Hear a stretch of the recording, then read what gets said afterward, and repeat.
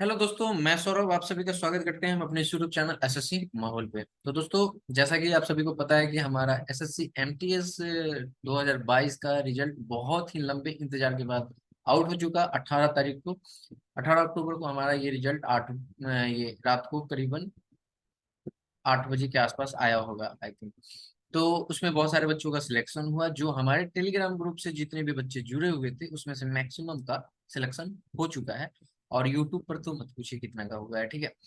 तो बहुत ही ज्यादा खुशी होती है जब सिलेक्शन होता है। और जिनका नहीं हो पाया है, ये देखो, कभी कभी आपकी जो है ना चीजें आपके फेवर में नहीं जाती है। आप ऐसा नहीं कि आपने हार्ड वर्क नहीं किया और जिनका हो गया वो बहुत ज्यादा हार्ड वर्क किए हैं, ऐसा कुछ भी नहीं है। आपने भी हार्ड वर्क किया है, लेकिन आपका ये है कि इससे कुछ अच्छा मिलने वाला होगा, हो सकता है, तो इसलिए ये आपको नहीं मिल पाया। तो बिल्कुल भी निराश मत होइएगा कोई भी। और अपनी प्रिपरेशन को कंटिन्यू कीजिएगा। कंटिन्यूटी हमेशा बनी रहनी चाहिए, तभी जाके आप एक सक्सेस हो पाएंगे, ठीक है। और एक जगह आप अपने आपको रख पाएंगे, ठीक है।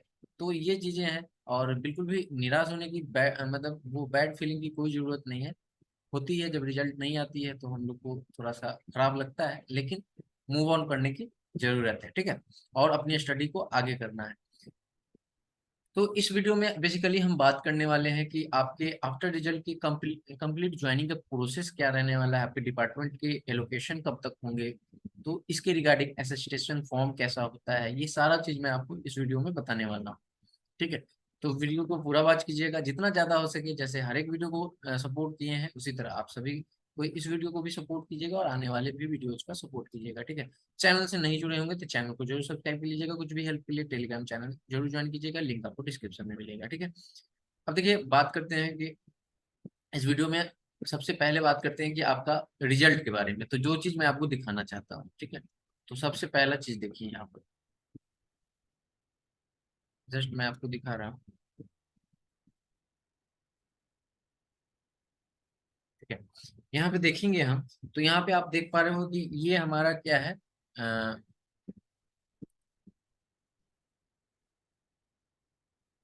हाँ, यहाँ पर हमारा दिया हुआ है multitasking non technical staff and हवलदार सीबीएसई 2000, लिस्ट ऑफ वन। ये candidate shortlisted for document verification multitasking, यानी कि एमटीएस की ये लिस्ट है, ठीक है। यहाँ पे आप देख पा रहे हो कि बच्चे का नाम है, ये रोल नंबर है, ये सीरियल नंबर है, और यहाँ पे उनके फादर के नेम है, और यहाँ पे डेट ऑफ बर्थ है ये, ठीक है। यहाँ से आपकी कैटेगरी है, फिर सीरियल रैंक है, फिर आपकी ये कैस्टल रैंक जो है आपके।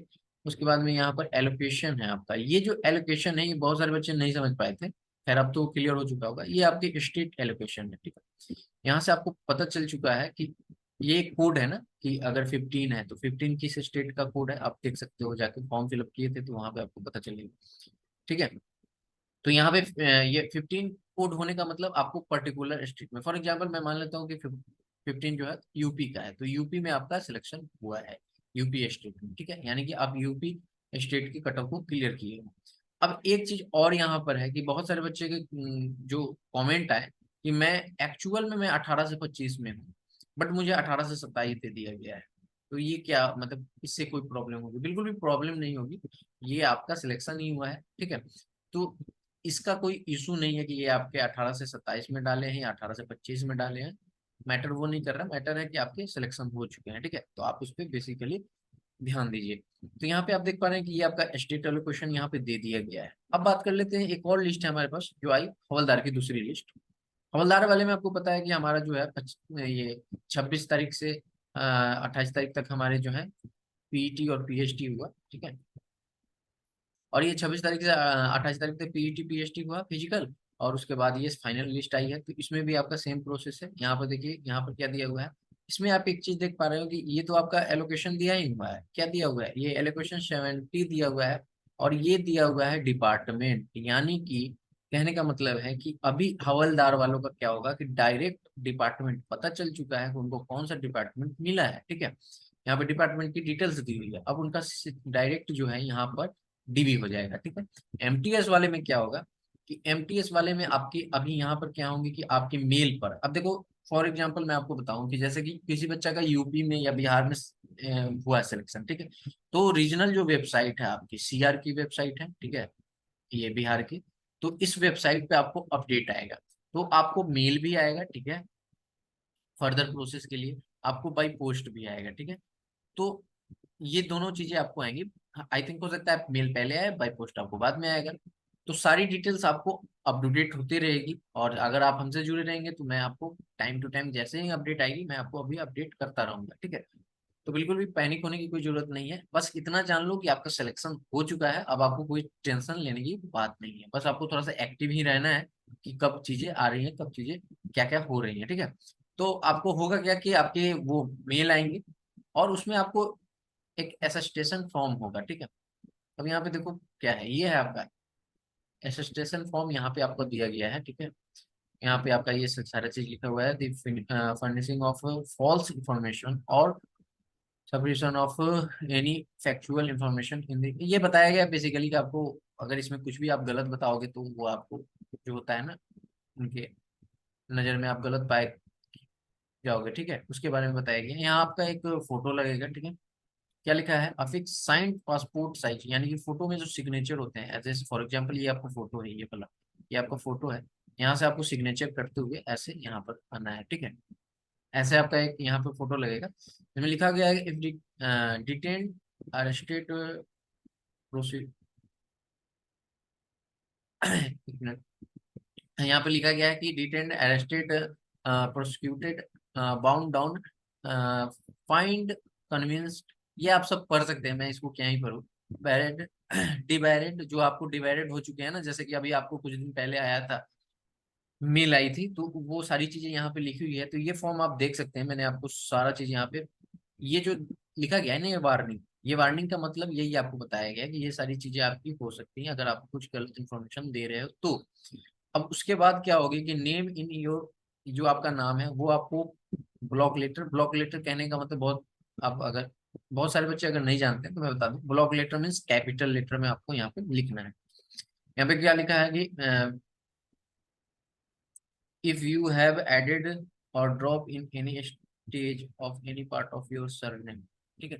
अब यहाँ पे नेक्स्ट में चलते हैं, फिर आपका सेकंड पॉइंट में क्या है, प्रेजेंट एड्रेस आपको फुल विलेज थाना डिस्ट्रिक्ट, ये सारा चीज आपको इसमें भरने के लिए मिलेगा, फिल करने के लिए।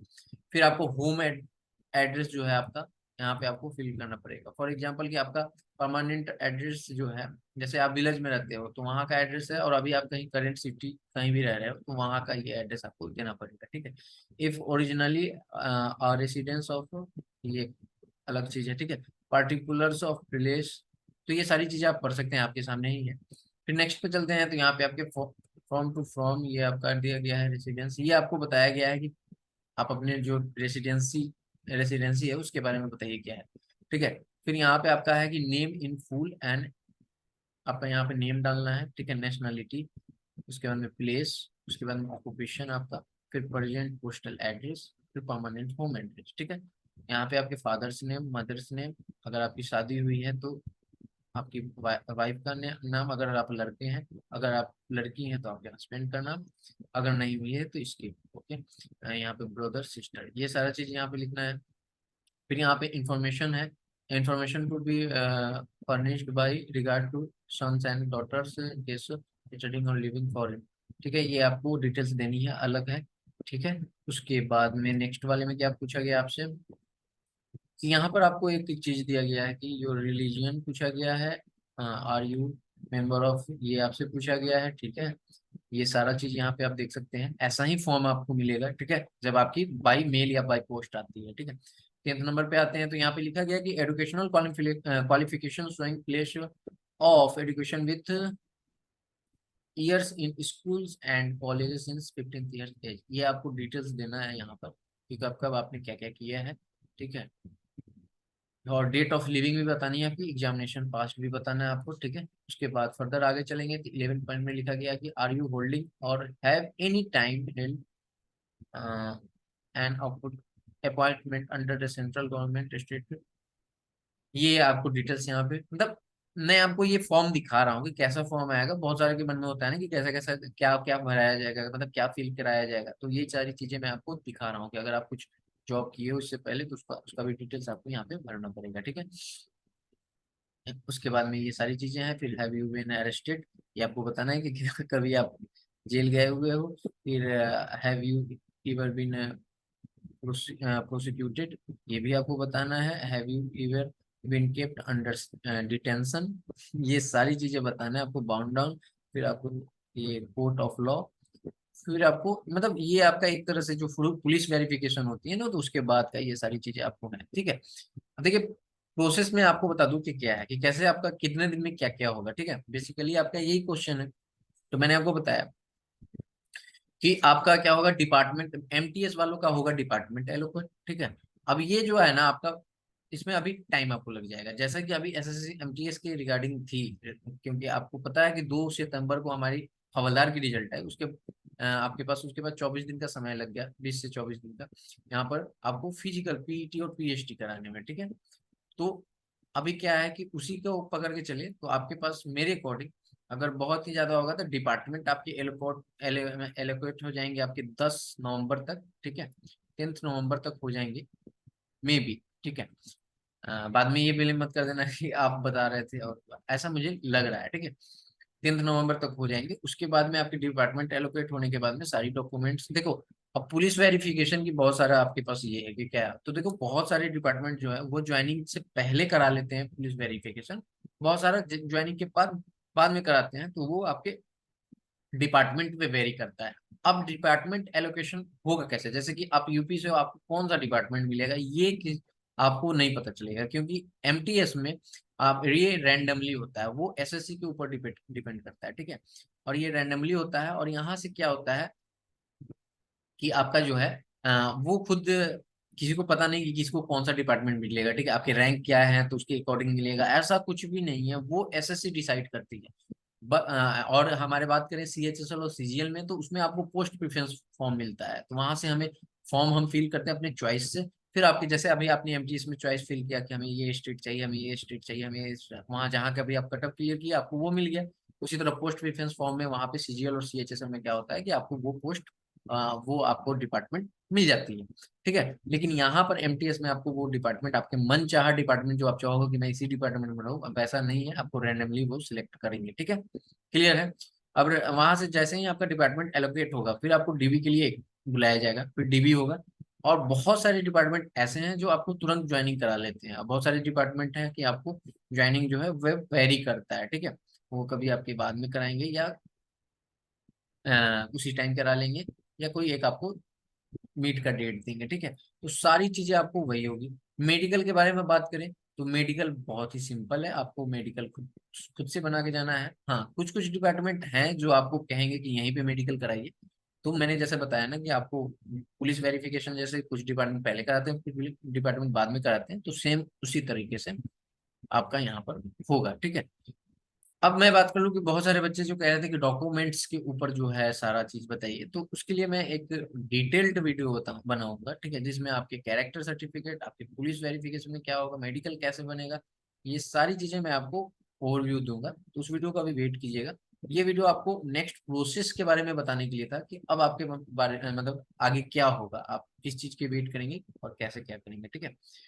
तो देखो जिनका भी सिलेक्शन हो गया वो बिल्कुल भी ना डरिए, उनका 110% यहाँ से कोई भी बाहर नहीं होंगे, क्योंकि बहुत सारे बच्चों का कमेंट आ रहा था कि अब यहाँ से भी तो बाहर नहीं हो सकते, यहाँ के बाद कोई फाइनल मेरिट लिस्ट तो नहीं आएगी, बिल्कुल भी नहीं, ये फाइनल ही है, ठीक है। तो और इस वीडियो के माध्यम से एक चीज और ये भी कहना था, जो कि एसएससी के डिपार्टमेंट से अगर कोई ये वीडियो देख रहे हैं, तो उनको एक रिक्वेस्ट है कि आप पेपर के लेवल को अच्छा कीजिए, नॉर्मलाइजेशन इतना इतना मत कीजिए जिससे कि जो डिजर्विंग कैंडिडेट हैं उनका सिलेक्शन ना हो पाए, और जो उनसे कम थोड़े डिजर्व करते हैं उनका हो जाए। क्यों? क्योंकि वो हार्ड शिफ्ट में आ गए, तो इससे एग्जैक्ट पता नहीं चल पाता है कि आपके उस स्टूडेंट के अंदर क्या कैपेबिलिटी थी, क्योंकि हार्डशिप तो हार्ड होती है, उसमें जो पढ़ के गया हो वो भी आई थिंक उतना ही अटेम्प्ट करेगा अगर, और जो न पढ़ के गया हो वो भी, तो वहां से पता नहीं चल पाती एग्जैक्ट क्या होता है। तो बिल्कुल भी ऐसा नॉर्मलाइजेशन मत कीजिए जिससे कि बहुत ज्यादा बच्चों का लॉस हो जाए। आप ये भी सोचिए कि यहाँ पे बहुत सारे ऐसे बच्चे हैं जिनका लास्ट अटेम्प्ट था, और वो एक और सिर्फ एक जॉब के लिए वो ये एमटीएस की 6 महीने से इंतजार कर रहे थे कि एटलीस्ट एमटीएस में भी हमारा हो जाए, और उनका अनफॉर्चुनेटली नहीं हो पाया। तो नॉर्मलाइजेशन को मैं तो लाइक नहीं करता, ठीक है। और प्लस आप ये एसएससी में ही सिर्फ ऐसा होता है कि आपके नॉर्मलाइजेशन में ऐसा ऐसा ये सारा जो है वो हो रहा है। प्लस आपने एक क्या किया कि वैकेंसी डिक्रीज की, ठीक है, वैकेंसी आपने फाइनल वैकेंसी डिक्रीज कर दी, चलो कोई बात नहीं, आपने वैकेंसी डिक्रीज की, तो वहां हुआ कि डिपार्टमेंट ने आपसे वैकेंसी की रिपोर्ट जो है वो नहीं, मतलब डिपार्टमेंट के ऊपर डिपेंड करता है कि वो कितनी वैकेंसी आपको दिखा रही है, तो आप एसएससी उसको उतनी वैकेंसी बताती है। तो डिपार्टमेंट अगर अपनी वैकेंसी वापस लेती है तो फिर एसएससी वही आपको वहां से दिखाता है कि वैकेंसी इतनी कम हो गई है। तो वैकेंसी कम होगी, नो इशू, लेकिन ये चीज समझ में नहीं आती कि जब आपने वैकेंसी कम करने के बाद, फॉर एग्जांपल अगर आपने वैकेंसी कम करने के बाद 11,000 दिखाया कि अब हमारे पास 11,000 वैकेंसी हो गई है 12,000 से घटकर, तो आपको ये 11,000 को फिल करना चाहिए। फिर जब आपका रिजल्ट आता है तो आप शो करते हो कि हम यहाँ पर सिर्फ 10,500 बच्चे को ही सिलेक्ट कर पाए हैं, 500 बच्चे का सिलेक्शन नहीं हो पाया है, ठीक है, मतलब 500 सीटें जो हैं वो वैकेंट रह गई हैं।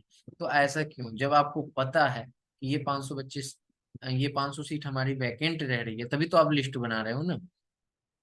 अगर आपको पता है कि ये 500 जो सीट हैं वो वैकेंट रह रही है, तभी तो आप लिस्ट बना रहे हो। पहले जब आप लिस्ट बनाते थे तो होता था कि डॉक्यूमेंट वेरिफिकेशन के बाद लिस्ट आती थी, ठीक है, अभी तो आपको सारी चीज यहाँ से ही डॉक्यूमेंटेशन होना है। तो ये 500 जो आपने, यानी कि जो जितने भी वैकेंट आपने सीट रखी, आखिर क्यों रखी, उसमें कुछ बच्चों का तो सिलेक्शन ले लेते।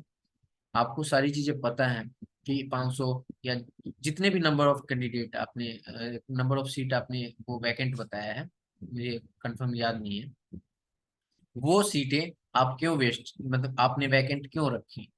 आप ठीक है, आप नेक्स्ट में ऐड करोगे, बट इस बार क्या होगा, जिसका नेक्स्ट लास्ट अटेम्प्ट था, हो सकता था ना आप इन 500 को इंक्लूड करते, तो 500 बच्चे जो एकदम एक्सट्रीम लास्ट पोजीशन में थे उनको एटलीस्ट एक जॉब चाहिए ही चाहिए था, उनको तो मिल जाता।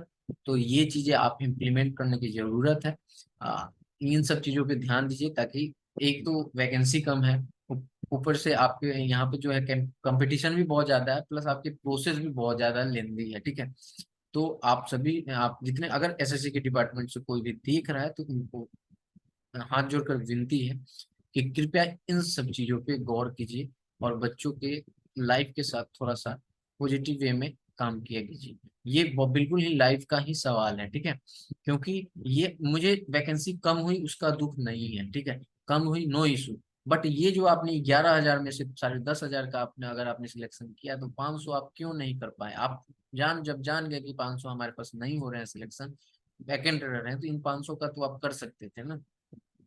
तो ये चीजें आपने नहीं की, और उसके बाद में कट ऑफ आपने हाई कर दी, नॉर्मलाइजेशन आपने ऐसे तैसे किया है जिसका कोई हद हिसाब नहीं है, ठीक है।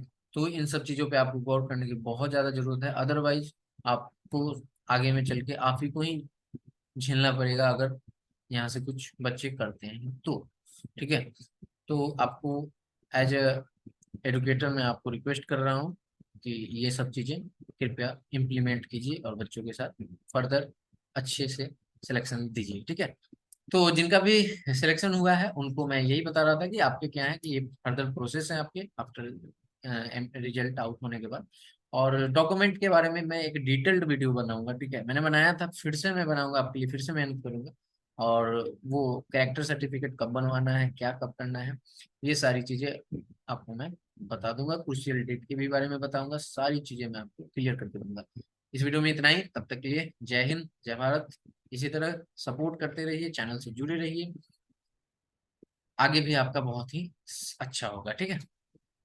तब तक के लिए इतना ही, जय हिंद जय भारत, मिलते हैं अगली वीडियो में।